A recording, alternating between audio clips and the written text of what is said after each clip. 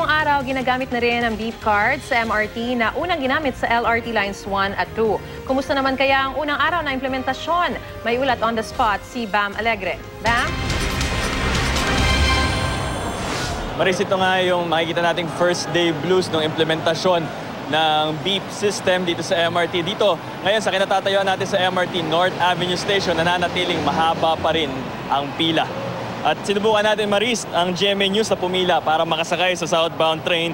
Pero sa overpass pa lang sa ilalim ng platform, mahaba na nga yung pila. Ang mga may beep card na pinapayagan na dumiretso sa isang lane na mas mabilis ang daloy.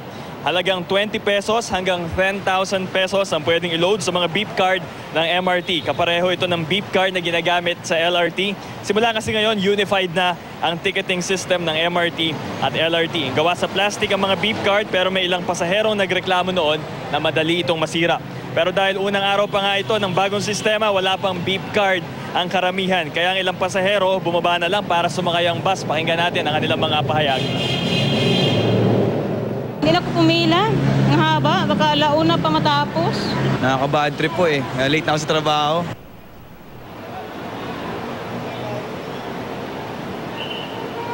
Maris, humingi rin tayo ng pahayag at panig ni MRT General Manager Buenafe. Kaugnay nga itong first day pero hindi pa tayo nakakuha ng response at nananatili pa rin nga na mahaba yung pila rito.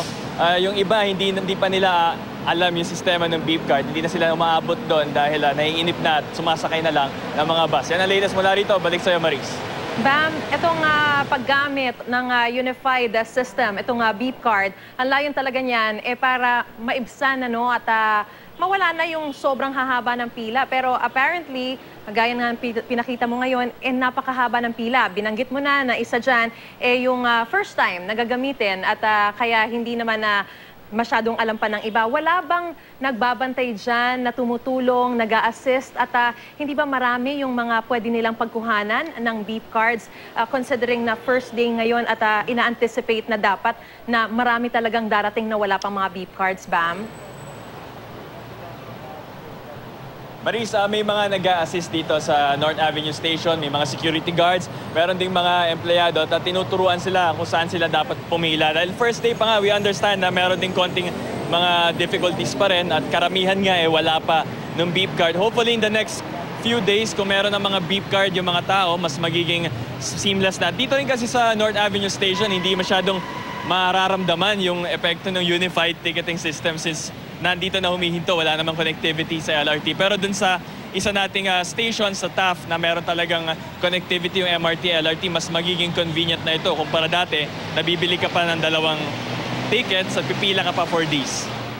Alright, umaasa tayo na sa mga susunod na araw, pag mas sanay na yung mga tao at may mga beep cards na talagang mawala na yung makita nating mga pila dyan sa mga stations ng MRT at LRT. Maraming salamat sa iyo, Bam Alegre.